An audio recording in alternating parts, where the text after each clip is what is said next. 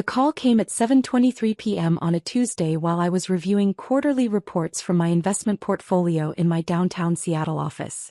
I was celebrating a particularly good day. My biotech holdings had just announced breakthrough clinical trial results, pushing my net worth past the $340 million mark for the first time. "Carmen, we need to talk." My brother Diego's voice was sharp with that familiar authority he'd used since we were kids, when he'd decided who got to play with which toys or who had to do extra chores. "What's up, Diego?" "Mom's getting too old to handle her finances. Jessica and I have decided to take over her accounts, her car, everything. We're picking up her credit cards tomorrow morning." I set down my pen and gave him my full attention. "Mom's 72 and sharp as a tack. What makes you think she can't handle her own finances?" "Carmen, be realistic. She's living in that big house by herself, driving that expensive car, spending money on things she doesn't need. Someone responsible needs to step in before she makes bad decisions." "Someone responsible like you?" "Like Jessica and me, yes. We have families to think about, kids to put through college. Mom's estate should be preserved for the people who'll actually benefit from it." The casual assumption in his voice, that he and Jessica were the rightful heirs to Mom's wealth while I was just some peripheral family member, was breathtaking in its arrogance. "What about Mom's opinion on this?" "Mom doesn't get a vote. We've already consulted with a lawyer about conservatorship proceedings. Her spending has been erratic and we have documentation." "What kind of documentation?" "She spent $15,000 on a kitchen renovation last month. She bought a new car in June. She's been taking expensive trips to Europe and Asia. It's clearly irresponsible behavior for someone her age." I almost laughed. Mom's erratic spending was actually her enjoying the comfortable retirement she'd earned after 30 years as a high school principal. The kitchen renovation was something she'd wanted for decades. The car was a sensible Honda that replaced her 15-year-old sedan. And the trips to Europe and Asia were bucket-list adventures she'd been planning since Dad died 5 years ago. "And where do I fit into this plan?" "You don't really. You can walk. Take the bus. Figure it out. You're 34, Carmen. It's time you started taking care of yourself instead of relying on Mom for everything." The irony was staggering. Diego thought I was the family member who relied on Mom financially, when the reality was exactly the opposite. "Diego, before you take over Mom's accounts, you might want to check your own bank account first." "Why would I do that?" I pulled up my investment management platform on my computer, scrolling through the automated transfer records that had been running for 3 years. "Because the $2.3 million you and Jessica have been spending over the past 3 years? It's been coming from my investment fund, not Mom's retirement savings." There was a long pause. "That's impossible, Carmen. We pay our own bills." "Do you?" "Let me read you some transaction records. March 15th. $4,200 transferred to cover Jessica's credit card payment. April 22nd. $12,000 for Emma's private school tuition. May 8th. $3,800 for your car payment and insurance. June 14th, $8,500 for your mortgage payment." I could hear him breathing heavily on the other end of the line. "Where are you getting these numbers?" "From my accountant who's been managing the financial support I've been providing to keep your family afloat for the past 3 years." The truth was more complicated than Diego knew. 3 years ago, when he'd lost his job in pharmaceutical sales and Jessica's marketing consulting business had collapsed during the pandemic, they'd come to Mom for help. She'd agreed to assist with their mortgage payments and Emma's school tuition, but she'd come to me privately with concerns about depleting her retirement savings. "Carmen," she'd said during one of our monthly dinners, "I want to help Diego and Jessica, but I'm worried about my own financial security. Your father and I saved carefully, but we didn't plan for supporting adult children indefinitely. So I'd set up a system where I covered Diego and Jessica's major expenses through anonymous transfers, while Mom got credit for the generosity. It had seemed like an elegant solution. Mom could maintain her relationship with Diego without sacrificing her retirement security, and Diego and Jessica could get the help they needed without the humiliation of accepting charity from their younger sister. The problem was that Diego had never bothered to ask where the money was actually coming from. He just assumed that Mom was wealthy enough to cover his family's expenses indefinitely, and he'd started making financial decisions based on that assumption. "You're lying," Diego said, but his voice had lost its earlier confidence. "Am I? What's your current bank balance, Diego? Another pause. I could hear him typing, probably logging into his online banking. I have $847 in checking. And your savings account? Carmen, that's none of your business. Diego, your savings account has $23. Your credit cards are maxed out at $47,000. Your mortgage is 3 months behind. The only reason you haven't been foreclosed on is because I've been covering your payments through a third-party service. The silence stretched on for nearly a minute. Why would you do that? Because Mom asked me to help and I didn't want to see Emma lose her home or her school. But you just told me you're planning to take over Mom's finances to preserve the estate for people who'll actually benefit from it. So I'm withdrawing my support. I pulled up the automated transfer system and started canceling payments. Carmen, wait. You can't just. At midnight tonight, every automated payment I've been making on your behalf will be canceled. Your mortgage company will receive notice that the payment plan is terminated. Emma's school will be informed that tuition support has ended. Your car loan company will resume normal collection procedures. Carmen, please. We can work something out. We could have worked something out 3 years ago if you'd been honest about your situation and grateful for the help you were receiving. Instead, you decided that Mom was your personal aim and I was a burden to be discarded. I could hear Jessica in the background asking what was happening. Diego was explaining in a panicked whisper that somehow Carmen had been paying their bills. How? Jessica's voice came through clearly. Carmen doesn't have that kind of money. She works at some tech company. I didn't work at some tech company. I was the founder and CEO of Rodriguez Capital Management, a quantitative investment firm that managed $2.4 billion in assets for institutional clients. I'd started the company 8 years ago with $50,000 in seed money and a proprietary algorithm for identifying undervalued biotech stocks. Through a combination of careful research, strategic timing, and honestly good luck, I'd built it into one of the most successful boutique investment firms on the West Coast. But I'd kept a low profile about my success. Partly for security reasons. Managing that much money made you a target for lawsuits and worse. Partly for family reasons. I'd seen what happened to other wealthy people when their relatives discovered their net worth. I drove a modest Toyota, lived in a nice but not ostentatious condo, and dressed like any other Seattle professional. My family assumed I was doing well enough but not spectacularly well. They had no idea that I could have bought and sold their entire social circle without affecting my lifestyle. Jessica, I'm going to explain this once, I said, putting the call on speaker. I founded Rodriguez Capital Management in 2016. We managed $2.4 billion in institutional investments. My personal net worth is approximately $340 million. For the past 3 years, I've been anonymously funding your family's lifestyle through automated transfers totaling $2.3 million. The silence was deafening. $340 million? Jessica whispered. That's the current valuation, yes. It fluctuates with market conditions, but that's the approximate number. And you've been paying our bills? Your mortgage, Emma's tuition, Diego's car payments, your credit card minimums, your health insurance premiums, your property taxes, essentially everything that kept your family financially stable. Diego's voice was barely audible. Why didn't you tell us? Because every time I tried to discuss family finances, you changed the subject or told me not to worry about things I didn't understand. You made it clear that you saw me as the little sister who needed to stay out of adult conversations. The truth was that I'd tried multiple times to have honest conversations about money with Diego and Jessica. When Diego had lost his job, I'd offered to help him find a new position through my professional network. When Jessica's business was struggling, I'd suggested marketing strategies that worked for my other clients. But they dismissed my advice as naive or irrelevant, preferring to maintain the fiction that they were just going through a temporary rough patch.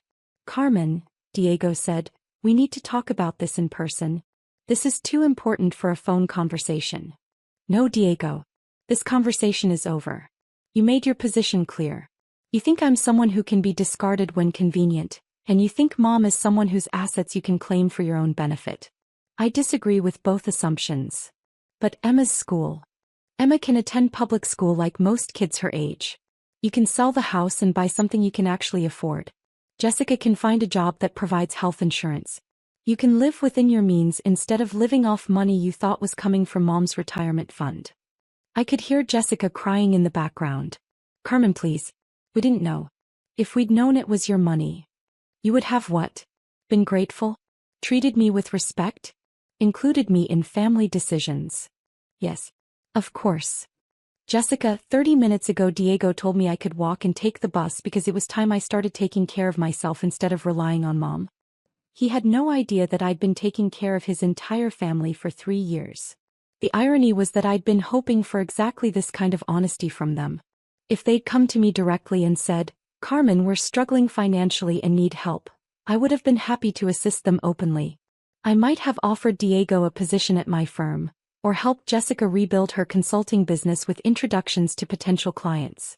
Instead, they'd maintain the pretense that they were financially independent while secretly depending on support they thought was coming from mom. And when they decided that mom's resources should be redirected to benefit them more directly, they'd been perfectly willing to cut me out entirely. What happens now? Diego asked. Now you figure out how to support your family without depending on money that isn't yours. Now you have an honest conversation with mom about your financial situation instead of plotting to take over her accounts. Now you decide whether you want a relationship with me based on who I actually am instead of who you assumed I was. I hung up and sat back in my chair, looking out at the Seattle skyline through my office windows. The city lights twinkled below like stars, and Elliott Bay stretched out toward the Olympic Mountains in the distance. It was a beautiful view, one I'd earned through years of careful planning and strategic thinking. My phone buzzed with a text from mom. Carmen, Diego just called me in tears. He says you've been supporting his family financially? Is this true? I called her back immediately. Hi, Mom. Carmen, honey, what's going on? Diego is saying impossible things about you having hundreds of millions of dollars and paying his mortgage. It's not impossible, Mom.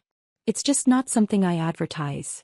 I spent the next hour explaining my business, my success, and the financial arrangements I'd made to help Diego and Jessica while protecting Mom's retirement security. She listened without interrupting, asking thoughtful questions about investment strategies and business operations. Carmen, she said finally, I'm proud of what you've accomplished. But I'm also confused about why you felt you needed to hide it from us. Because I wanted to be treated like family, not like a bank account. I wanted relationships based on love and respect, not on what I could provide financially. And you thought we'd treat you differently if we knew about your success? Mom, Diego just spent 20 minutes explaining why I should be cut out of family financial decisions because I'm irresponsible and dependent. He had no idea that I'd been subsidizing his lifestyle for 3 years. She was quiet for a long time. You're right, she said finally. We made assumptions about you that weren't fair or accurate. We treated you like the little sister who needed guidance instead of the successful adult you'd become. I understand why it happened. I kept a low profile, drove an ordinary car, lived modestly. But I hoped that eventually you'd ask questions about my life, my work, my goals. Instead, you just assumed I was getting by and left it at that. What happens with Diego and Jessica now? That depends on them. I'm not going to continue funding their lifestyle while they plot to take over your finances. But if they can acknowledge what actually happened and approach this situation honestly, we might be able to work something out. Over the next few days, Diego and Jessica went through what could only be described as financial withdrawal. Without my anonymous support, they had to face the reality of their situation. The mortgage company started foreclosure proceedings. Emma's private school sent tuition notices. Credit card companies began calling. But something interesting happened during that process. Instead of panicking or making demands, Diego and Jessica started making realistic plans. Diego applied for jobs in medical device sales, using contacts from his previous career. Jessica reached out to former clients about freelance marketing projects. They put their house on the market and started looking at smaller homes in less expensive neighborhoods. Most importantly, they had honest conversations with Mom about their financial situation and asked for reasonable, temporary assistance while they got back on their feet. A week after our phone call, Diego came to my office. He looked tired and stressed, but also more grounded than I'd seen him in years. Carmen, I owe you an apology. Several apologies, actually. I'm listening. First, I'm sorry for assuming you were financially dependent on Mom. You were right. I never bothered to ask about your work or your life. I just made assumptions based on the car you drove and the way you dressed. He sat down across from my desk, looking around the office with obvious amazement. Rodriguez Capital Management occupied the entire 47th floor of a downtown high-rise, with panoramic views of the city and Puget Sound. Second, I'm sorry for trying to cut you out of family decisions. You're not just my little sister anymore.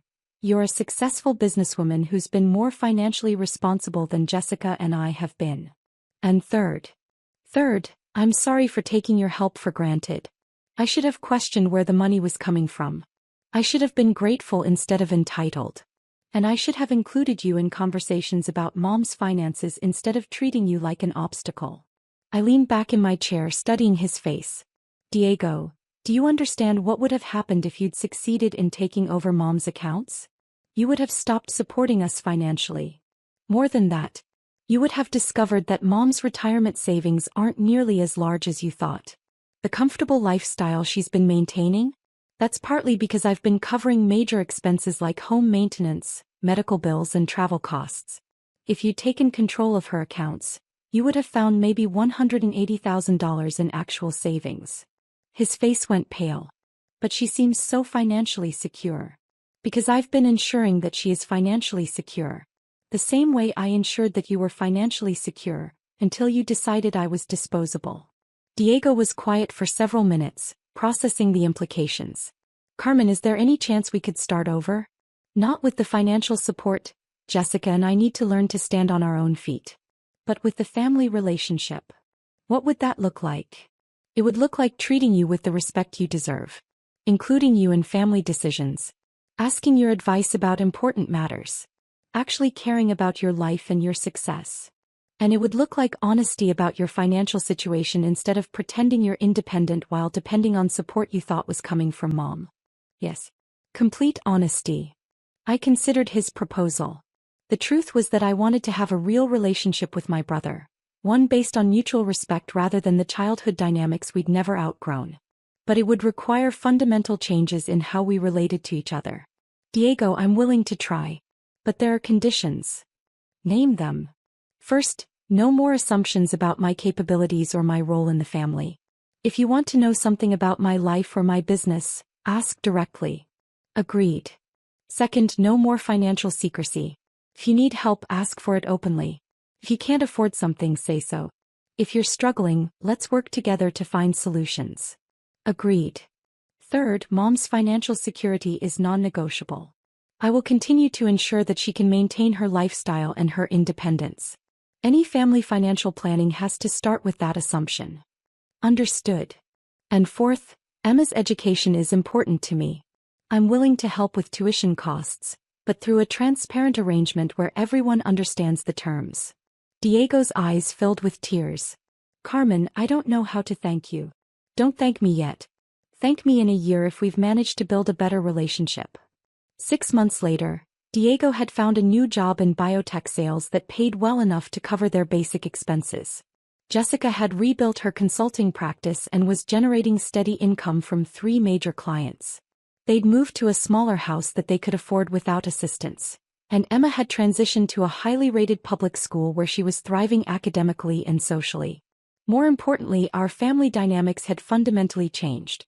Diego started calling me for business advice, having learned that his little sister actually knew something about strategic planning and financial management.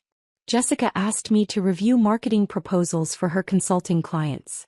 Mom began including me in conversations about her long-term financial planning and estate arrangements. For the first time in my adult life, I felt like a full member of the family rather than someone they tolerated or dismissed. The phone call that had started with, "You can walk," had ended with all of us learning to walk together as equals. Sometimes the most generous thing you can do for someone is to stop giving them what they think they want and start giving them what they actually need. In Diego and Jessica's case, what they needed wasn't more money. It was the opportunity to stand on their own feet, make their own decisions, and build genuine relationships based on honesty rather than hidden dependencies. And what I needed wasn't to be the secret benefactor who solved everyone's problems from the shadows. I needed to be recognized for who I really was, not just as the little sister but as a successful businesswoman, a strategic thinker, and a family member whose opinions and contributions mattered. The midnight deadline that had seemed like an ultimatum had actually been a new beginning.